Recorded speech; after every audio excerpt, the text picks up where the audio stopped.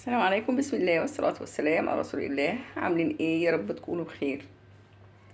عندي جوافة، كل يوم اقول اعمل عصير جوافة، ما بعملش. وبعدين قلت دلوقتي اعمل.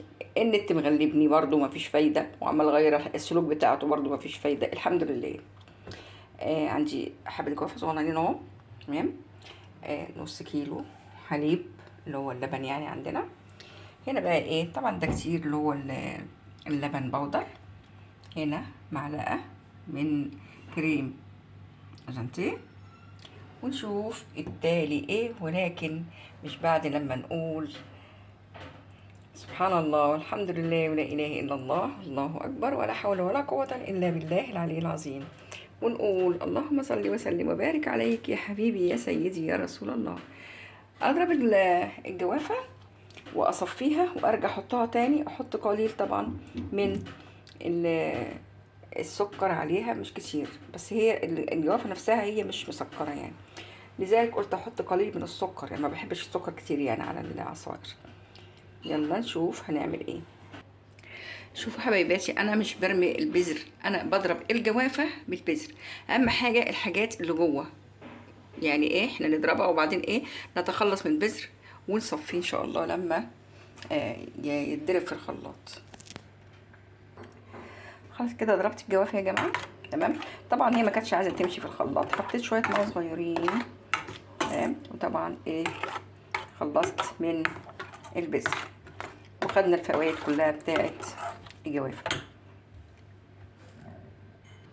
انا هحط معلقه من اللبن بودر ومعلقه من كريم شانتيه،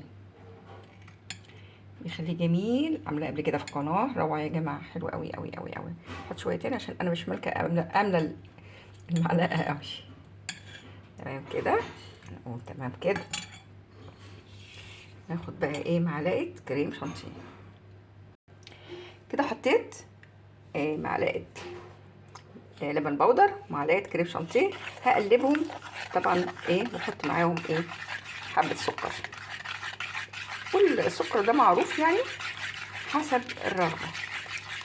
يلا نصلي على الحبيب. اللهم صل وسلم وبارك عليك يا حبيبي يا سيدي يا رسول الله. احطه بقى في الخلاط، اضربه شويه علشان تبقى كل حاجه المكلكعه دي تفك في الخلاط، وبعد كده اضيف عليه عصير الجوافه اللي انا ايه ضربته وصفيته. ضربتهم في الخلاط ما شاء الله، بقى ايه بقى، يعني كله اندمج مع بعضه كده، ما بقاش فيه اي كلكعه خالص. هحط ايه الجوافه بتاعتنا ان شاء الله، وحطيت حبه سكر. ادي العصير بتاعنا الجميل يا جماعه، ما شاء الله منتهى الجمال. جربوه كده. حطوا عليه معلقه ومعلقه ومعلقه، معلقه سكر، معلقه لبن بودر، معلقه كريم جانتيه، في منتهى الجمال. يلا نصبه ونقول بقى بسم الله ما شاء الله اللهم بارك. الف هنا وشفا. اعملوا يا جماعه، تعالوا في كتير عندي في الشفشق، تعالوا اتفضلوا معانا. وده حاجه كانت والله يعني بقاله كتير قوي عندي في التلاجة، يعني تقريبا حماد بنتي مدياني الكيك ده. وده يا حبيب يعني شكرا شكرا للناس الحلوه اللي بتديني الهدايا. انا مش عارفه اقول عليها ايه، اللي هو انا صبه في صبه فيها الجوافه او العصير. انا بقول عليها قاروره. قلت لبنتي هاتي لي 3. لا يا ماما هي واحده، اصل 3 هتعمل بيها ايه، هتصوري في 3؟ قلت لها اه ليه لا، انا عندي قناه حضرتك ولازم اجيب كتير. فطبعا ادتني واحده من 3 هي كانت جايباهم في منتهى الجمال. اتفضلوا معانا حبايباتي. يلا مش هنختم عشان نقول 10 خصال او 10 فوائد من الصلاة على الحبيب صلى الله عليه وسلم. ولكن يعني إذا عجبكم الفيديو هتحطوا لايك، وبعد كده هننهي الحديث بعد الرسول، لأن مفيش حديث أحلى من الصلاة على الرسول. خليكم معانا. يلا خلينا نقول انا كاتباهم 10 خصال، عشان انا لما بحفظ بنسى يا جماعه كمان تاني يعني. فانا بقى ايه بكتب عشان ايه اقولهم، يبقى الكلام خارج مظبوط. هنقول اللهم صل وسلم وبارك عليك يا حبيبي سيدي رسول الله. فوائد الصلاه على الرسول. يلا اللي يصلي على الرسول بتصلي الملائكة على العبد الذي صلى على النبي صلى الله عليه وسلم. صلوا عليه بقى. الصلاة على الرسول امتثال لأوامر الله، وبكده بالصلاة على الرسول أنا بعمل فرض من فروض الله. الصلاة على الرسول يا جماعة سبب استجابة الدعاء. لو استفتحنا بها الدعاء ولو ختمنا به.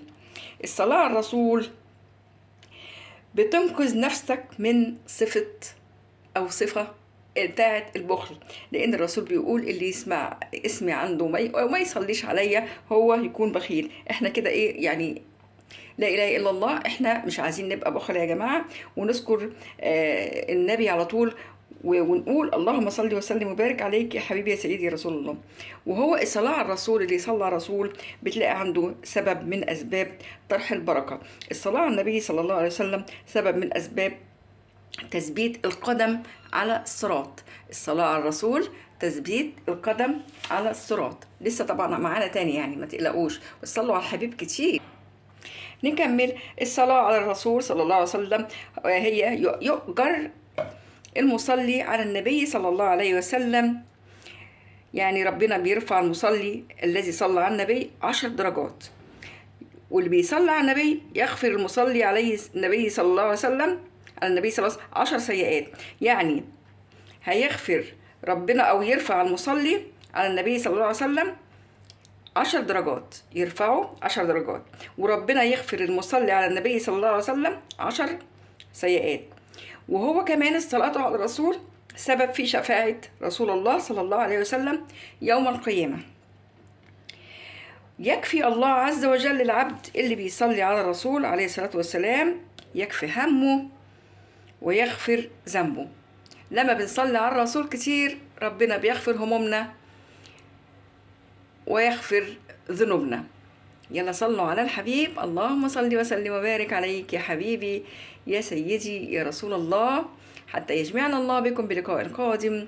أستودعكم الله الذي لا تضيع عنده الودائع، إني أحبكم في الله. السلام عليكم ورحمة الله وبركاته.